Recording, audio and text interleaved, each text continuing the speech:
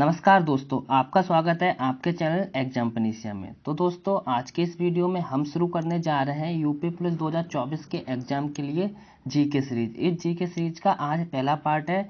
इस सीरीज में दोस्तों क्या होने वाला है पहले हम वो जान ले रहे हैं। इस सीरीज में जो मोस्ट रिपीटेड पीवाईक्यूज है उनको हमने शामिल करा है। जो लेटेस्ट पैटर्न पूछे जा सकते हैं, एक्सपेक्टेड है मोस्ट, उन क्वेश्चनों को इस सीरीज में हमने शामिल करा है। यदि दोस्तों इस सीरीज को आप कंटिन्यूस एग्जाम तक देखते हैं तो आपके आराम से 38 में से 30 प्लस स्कोर तो आएंगे, हो सकता है तो 35 प्लस भी स्कोर आ सकता है। तो आइए शुरू करते हैं आज इस सीरीज का पहला पार्ट। भारत का सबसे बड़ा टाइगर रिजर्व कौन सा है दोस्तों? तो नागा अर्जुन श्रीशैलम है। कौन सा है? नागा अर्जुन श्रीशैलम है, जो कहाँ पे है? आंध्र प्रदेश में। यह भी एक क्वेश्चन कई बार पूछा गया है, ये कहाँ पे है? तो आंध्र प्रदेश में। या फिर ऐसे पूछ लिया जाता कि भारत का सबसे बड़ा टाइगर रिजर्व कौन सा? तो नागा अर्जुन श्रीशैलम है। और पूछे अगर सबसे छोटा कौन सा टाइगर रिजर्व है, तो मुख्य क्षेत्र के आधार पे। किसके? मुख्य क्षेत्र के आधार पे। तो ओरांग है। ये कहाँ पे दोस्तों? असम में है। असम में कितने टाइगर रिजर्व में? तो 7 टाइगर रिजर्व है। वर्ष 2018 से वर्ष 2022 तक बाघों की संख्या में वृद्धि कितनी हुई है दोस्तों? तो 715। 715। वर्तमान में भारत में बाघों की औसत संख्या कितनी है? तो 3682 है। कितनी है? 3682 है। 2018 में कितनी थी? ये 2987 थी। 54वां टाइगर रिजर्व कौन सा है दोस्तों? वीरांगना दुर्गावती टाइगर रिजर्व, जो कहाँ पे? मध्य प्रदेश में। तो ये दो तरह से क्वेश्चन पूछा जा सकता है, या तो 54वां टाइगर रिजर्व कौन सा है, तो वीरांगना दुर्गावती टाइगर रिजर्व, या फिर वीरांगना दुर्गावती टाइगर रिजर्व कहाँ है? तो मध्य प्रदेश में। और 53वां कहाँ है? तो उत्तर प्रदेश में। कहाँ पे? उत्तर प्रदेश में। कौन सा? रानीपुर टाइगर रिजर्व है। कहाँ पे? और ये है कहाँ पे दोस्तों? ये चित्रकूट में। उत्तर प्रदेश में एक जगह है चित्रकूट, वहाँ पे है। मेलघाट जगह कहाँ पे है दोस्तों? ये पूछी जाती है कि मेलघाट कहाँ पे है, तो महाराष्ट्र में। पशुपालन का प्रारंभ। तो पशुपालन का प्रारंभ कब हुआ था? मध्य पाषाण काल में। कहाँ पे हुआ था? मध्य पाषाण काल में। सर्वप्रथम इसके साक्ष्य कहाँ पे दोस्तों मिले थे? तो आदमगढ़ एक जगह है मध्य प्रदेश में, वहां से मिले थे। और दूसरे साक्ष्य कहाँ से मिले थे? बागौर, जो राजस्थान में दोस्तों। लेकिन यूपी पुलिस में ये क्वेश्चन बहुत ज्यादा इंपॉर्टेंट हो सकता है कि पहले साक्ष्य मतलब सर्वप्रथम साक्ष्य कहाँ से मिले थे? तो मध्य प्रदेश आदमगढ़ से मिले थे। कृषि का प्रारंभ कौन से काल में हुआ था दोस्तों? तो नवपाषाण काल में। कौन से काल में हुआ था? नवपाषाण काल में। भारतीय उपमहाद्वीप में कृषि के प्राचीनतम साक्ष्य तथा चावल के साक्ष्य। तो चावल और किसके? कृषि के दोनों के साक्ष्य कहाँ से मिले? लहुरा देव। और लहुरा देव कहाँ पे? तो उत्तर प्रदेश में। कहाँ पे? संत कबीर नगर में। कहाँ पे? संत कबीर नगर में है। और पूछता है दोस्तों गेहूं के साक्ष्य कहाँ से मिले? तो मेहरगढ़। कहाँ से मिले? मेहरगढ़ पाकिस्तान में। मेहरगढ़ कहाँ पे? पाकिस्तान में।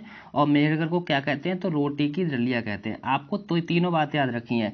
कृषि, गेहूं, चावल। कृषि और चावल कहाँ से मिले? संत कबीर नगर में। संत कबीर नगर से मिले हैं। कहाँ से मिले? जो उत्तर प्रदेश में है। और पूछे अगर आपसे गेहूं के साक्ष्य हैं वह कहाँ से मिले? तो रोटी की दलिया मेहरगढ़ पाकिस्तान में मिले। और कृषि और चावल के कहाँ से मिले? तो वह मिले लहुरा देव संत कबीर नगर से। मध्य पाषाण काल में हड्डी के उपकरण। मधा मधा एक जगह है सराय नहार राय में, वहां से मिले थे। कहाँ से मिले थे? मधा। और एक ही कब्र में 3 मानव कंकाल। सबसे इंपॉर्टेंट क्वेश्चन दोस्तों, ये कई बार एग्जाम में पूछा गया है। एक ही कब्र में 3 मानव कंकाल उत्तर प्रदेश में किस जगह से मिले थे? इस तरह से क्वेश्चन आता है। दमदमा। कहाँ से मिले थे? दमदमा। मानव का सर्वप्रथम साक्ष्य भारत में कहाँ से मिला था? मानव का सर्वप्रथम साक्ष्य कहाँ से मिला था? तो हथनौरा। हथनौरा कहाँ पे? नर्मदा घाटी में। कहाँ पे? नर्मदा घाटी में। मानव द्वारा सर्वप्रथम प्रयुक्त अन्न कौन सा है? दोस्तों धातु पूछी जाती है कई बार। धातु कौन सी होती है? तांबा होती है। लेकिन अन्न कौन सा है? तो जौ है। कौन सा है? जौ। आहार सभ्यता। दोस्तों ये कोई भी आपको जल्दी नहीं पढ़ाता है। आहार सभ्यता से संबंधित अगर क्वेश्चन आया तो ये पूछ सकता है आहार सभ्यता है कहाँ? तो राजस्थान में। आहार सभ्यता की अगर हम बात करें तो ये किस प्रकार की सभ्यता थी? ताम्र पाषाणिक सांस्कृतिक स्थल। ये ताम्र यहाँ पे मतलब ताम्र जो तांबा था वहां से संबंधित वस्तुएं मिली थी। कृषक एवं पशुपालक इस सभ्यता में थे। गेहूं व चावल की खेती जानते थे ये आहार सभ्यता वाले लोग। ताम्बती। ताम्बती अन्य नाम। इसका क्या नाम है? अन्य। ताम्बती तांबे का स्थल था, इसलिए इसको क्या कहते थे? ताम्बती कहते थे। तो आपसे यहाँ पे इंपॉर्टेंट क्वेश्चन बन सकता है आहार सभ्यता। आहार सभ्यता का दूसरा नाम क्या है? ताम्बती है। क्यों है? क्योंकि तांबे का स्थल है। यहाँ पे जितनी भी चीजें थी तांबे की थी। और ये कहाँ पे? तो राजस्थान में है। राख का टीला, राख का टीला संगन कल्लू को कहते हैं। संगन कल्लू में क्या मिला था? राख का टीला मिला था। कर्नाटक में है संगन कल्लू। भीमबेटका कहाँ पे है दोस्तों? कई बार ये क्वेश्चन पूछा गया है तो मध्य प्रदेश में, लेकिन आपको ये बात भी ध्यान रखनी है मध्य प्रदेश में भी कहाँ पे? तो रायसेन में। और भीमबेटका की खोज किसने करी थी दोस्तों? तो विष्णुधर बांकड़ ने करी थी।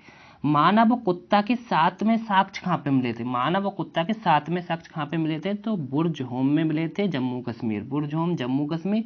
गर्ताबास के साक्ष्य, इसको क्या कहते हैं? गर्ताबास के साक्ष्य। चंद्रकेतुगढ़ पश्चिम बंगाल में। चंद्रकेतुगढ़ कहाँ पे? पश्चिम बंगाल में। टेराकोटा कला के साक्ष्य यहाँ से मिले थे।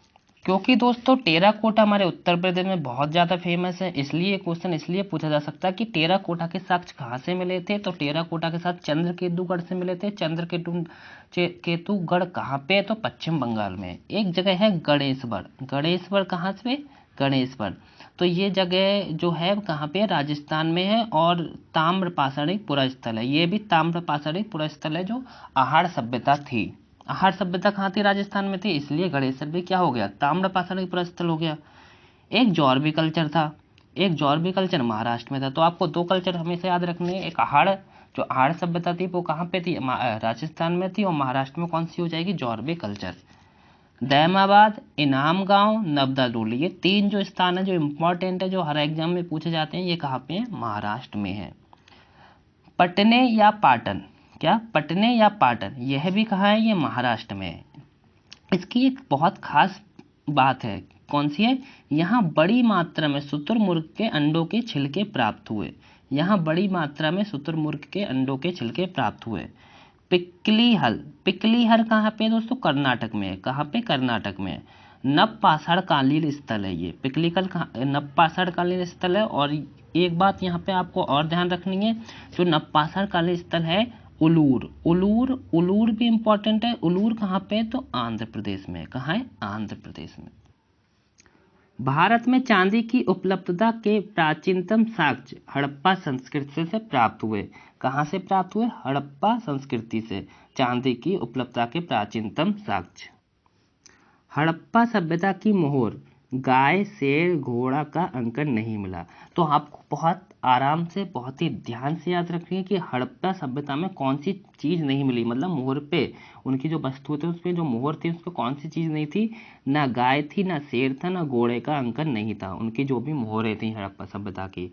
हुलास कहाँ है? सहारनपुर में। मांडी कहाँ है? मुजफ्फरनगर में। सनौली कहाँ है? बागपत में। बालू कहाँ है? हरियाणा में। पाडरी, सुरकोटा, कोतांजी, रंगपुर, ये गुजरात में है। ये आपको बहुत इंपॉर्टेंट चीज़ें हो जाती हैं, क्योंकि हुलास तो सबसे ज़्यादा इम्पॉर्टेंट है जो सहारनपुर में है। एक मांडी है जो मुजफ्फरनगर में है। कहाँ है? मांडी मुजफ्फरनगर में है। मानव द्वारा प्रयुक्त सर्वप्रथम धातु कौन सी है? तो तांबा है। अन्न कौन सा है? जौ है। तीन नगरीय विभाजन, ये तीन इंपॉर्टेंट क्वेश्चन दोस्तों बहुत ज़्यादा इंपॉर्टेंट होते हैं। तीन नगरीय विभाजन, उच्च मध्य निम्न। धौलावीरा कहाँ पे? धौलावीरा में है, गुजरात में धौलावीरा। और यहाँ की क्या इंपॉर्टेंट बात हो गई धौलावीरा की? यहाँ पे उच्च, मध्य, निम्न, तीन तरह से इनका जो नगर था वो विभाजन था। एक ऐसा नगर था दोस्तों जहाँ पे कोई विभाजन नहीं था, ना निम्न में था ना उच्च में था, मतलब कोई भी वहाँ पे किसी भी प्रकार का विभाजन नहीं था। तो वह जगह कौन सी थी? चन्हुदड़ो। कौन सी जगह थी? चन्हुदड़ो। निम्न स्तर के लिए भी किलाबंदी थी, कालीबंगा। यहाँ पे मोस्टली क्या होता था, जो उच्च स्तर के लोग होते उनके लिए किलाबंदी होती थी, उनकी सुरक्षा के लिए। मान लो वहाँ पे अटैक हुआ तो जो निम्न स्तर के लोग थे पहले उन पर कोई भी सुरक्षा नहीं थी, मतलब कोई किलाबंदी नहीं थी, उन पर आराम से कोई भी अटैक कर सकता था। और वो निम्न मतलब नीचे रहते थे, ऊंचाई पे नहीं, जिससे बाढ़ वगैरह आए तो वो तो रिल जाएंगे, लेकिन ऊंचे स्थान वाले नहीं रिलेंगे। तो उस आधार पे यहाँ पे ये तीन बातें कही गई हैं। निम्न स्तर के लिए भी किलाबंदी कहाँ पे थी? कालीबंगा में थी। जो निम्न स्तर पे मतलब नीचे वाले स्तर पे लोग रहते थे उनके लिए भी रक्षा की व्यवस्था थी। कपास की सर्वप्रथम खेती कहाँ से प्राप्त हुई? सिंधु घाटी सभ्यता। रोपड़ किस नदी के किनारे? सतलज के किनारे। किस नदी के किनारे? सतलज के किनारे। बनावली सरस्वती नदी के किनारे है। लोथल भोगवा नदी के किनारे है। कहाँ पे है? लोथल भोगवा नदी के किनारे है। मौर्यकालीन व्यवस्था, मौर्यकालीन व्यवस्था। दोस्तों ये जो व्यवस्था है मौर्यकालीन, ये बहुत ज़्यादा इंपॉर्टेंट है, कभी कभी यहाँ से अच्छे क्वेश्चन बन जाते हैं। सिंपल क्वेश्चन पूछता है कि पोतवा अध्यक्ष किसको कहते हैं, उसमें 4 ऑप्शन होते हैं इस प्रकार से। तो किसको कहते हैं, मापतोल अधिकारी। एक जो मापतोल अधिकारी था उसको क्या कहते थे मौर्यकालीन व्यवस्था में, पोतवा अध्यक्ष कहते थे। संचारक किसको कहते थे, भ्रमणशील गुप्तचर को कहते थे। संस्था किसे कहते थे, एक जगह रहने वाले गुप्तचर को कहते थे। सीता किसे कहते थे, सरकारी भूमि को कहते थे। सीता अध्यक्ष राजकीय भूमि की व्यवस्था करने वाला प्रधान अधिकारी था। स्थानिक व गोप कौन था, तो प्रांतों से करों को एकत्र करने वाले अधिकारी को कहते थे। गणका अध्यक्ष कौन था, तो वैश्यों का प्रमुख था। और राजूक और प्रादेशिक कौन हुआ करते थे, प्रशासनिक अधिकारी होते थे। ये बात आपको बिल्कुल याद रखनी है, कई बार पूछी जाती है एग्जाम में कि राजूक मौर्यकालीन व्यवस्था में कौन थे, तो आप उत्तर लगाएंगे प्रशासनिक अधिकारी। जो आईएएस पीसीएस आज की डेट में होते हैं उस वक्त उनको क्या कहते थे, राजूक कहते थे या प्रादेशिक कहते थे। अंतपाल कौन थे, तो सीमावर्ती दुर्गों का रक्षक करते थे। और समाहर्ता कौन थे, तो आय का संग्रह करते थे। मुगल चित्रकला, अगर मुगल चित्रकला की बात करें तो स्थापित सबसे पहले किसने करी थी मुगल चित्रकला, हुमायूं ने करी थी। किसने, हुमायूं ने।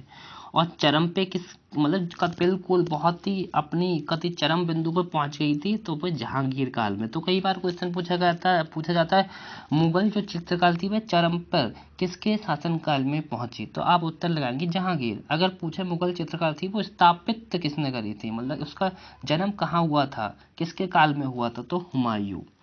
पहली अंग्रेजी कंपनी कौन सी थी दोस्तों, तो पहली अंग्रेजी कंपनी थी लीवेन, जो कब आई थी 1593 में।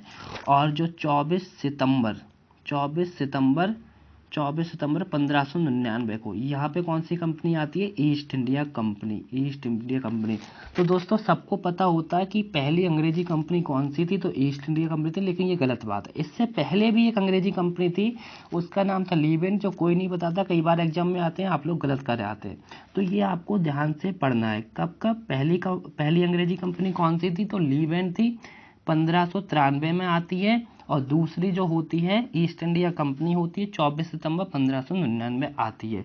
इसको 15 वर्ष के लिए ये होती है, लेकिन इसको 1609 में जो नए जो राजा वहाँ के बनते हैं ब्रिटेन के, उसको वो अंतकाल के लिए कर देते हैं। बाबरी मस्जिद जो अयोध्या में, उसको मीर बाकी ने बनाया था, और जो संभल में उसको बाबर ने बनाया था। आपको यहाँ पे बहुत ध्यान से याद रखना है, अयोध्या वाली मीर बाकी कौन था, तो बाबर का सेनापति था। कौन था, बाबर का। भारत की पहली महिला शासिका कौन थी, तो प्रभावती गुप्त थी। दोस्तों ये बात आपको बहुत ज़्यादा इम्पोर्टेंट है, क्योंकि ये बात सबको नहीं पता होती है। भारत की पहली महिला शासिका कौन थी, तो प्रभावती गुप्त थी, चंद्रगुप्त सेकंड की ये पुत्री थी। कौन थी, चंद्रगुप्त सेकंड की पुत्र की। जब पेपर अच्छे लेवल का बनता तो इस प्रकार के क्वेश्चन कई बार एग्जामों में देखे गए हैं। भारत की पहली महिला शासिका प्रभावती गुप्त थी, चंद्रगुप्त सेकंड की ये पुत्री थी। हर्षवर्धन के समय कन्नौज की जो राजधानी थी वह कौन सी थी, तो महोदया श्री थी। कौन सी थी, महोदया श्री थी। मोहम्मद गौस की अगर बात करें तो औलिया का रूप किसको कहते हैं, तो मोहम्मद गौस। इसका मतलब क्या होता है, औलिया का रूप मतलब श्री कृष्ण का रूप। तो श्री कृष्ण का रूप किसको कहा गया है, मोहम्मद गौस को कहा गया है। औलिया का रूप भी इनको कहते हैं। मदरसा ए बेगम खैर दल मंजिल, जो एक मदरसा है, क्या है, मदरसा है, इसको किसने बनवाया था, तो महाम अनगना ने बनवाया था। कलकत्ता विशेष सत्र 1920, कलकत्ता का एक विशेष सत्र था, स्पेशल सत्र 1920 में लाला लाजपत राय ने AITCO के ये अध्यक्ष थे, 1920 में स्थापना करी थी।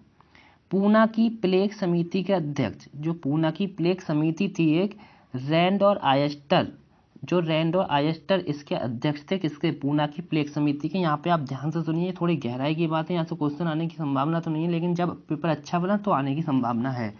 इसकी हत्या, रैंड और आयस्टर की हत्या कर दी जाती है चापेकर बंधुओं द्वारा 1897 में। इस बात को समझो, यहाँ क्या है, पूना की प्लेग समिति है, इसके अध्यक्ष कौन है, रैंड और आयस्टर है। इसकी हत्या होती है चापेकर बंधुओं द्वारा 1897 में। तिलक को गलत तरीके से गिरफ्तार कर लिया जाता है। इसी घटना की वजह से दोस्तों क्या होता है, तिलक को गलत तरीके से गिरफ्तार कर लिया जाता है। 18 माह के बाद छोड़ा जाता है जेल से, और तभी इनको लोकमान कहा गया। तो आपको दोस्तों रटना नहीं है प्रश्न, लोकमान जिनका उपाधि है, वो यहाँ से मिली थी इनको। पूना की प्लेग समिति थी, उनके अध्यक्ष रैंड और आयस्टर थे। उनकी हत्या चापेकर बंधुओं द्वारा 1857 की गई। तिलक को गलत तरीके से गिरफ्तार कर लिया जाता है। 18 के माह के बाद छोड़ के आते हैं, लोग उनको लोकमान की उपाधि दे देते हैं। तो दोस्तों ये वीडियो आज यहीं ख़त्म होती है। ये वीडियो आपको कैसी लगी, ये सीरीज का पहला पार्ट आपको कैसा लगा, कमेंट बॉक्स में कमेंट करके ज़रूर बताएं। यदि आपको ये अच्छा लगे तो हमें इस वीडियो को लाइक करके ज़रूर बताएं। तो दोस्तों आज की वीडियो को यहीं ख़त्म करते हैं। धन्यवाद।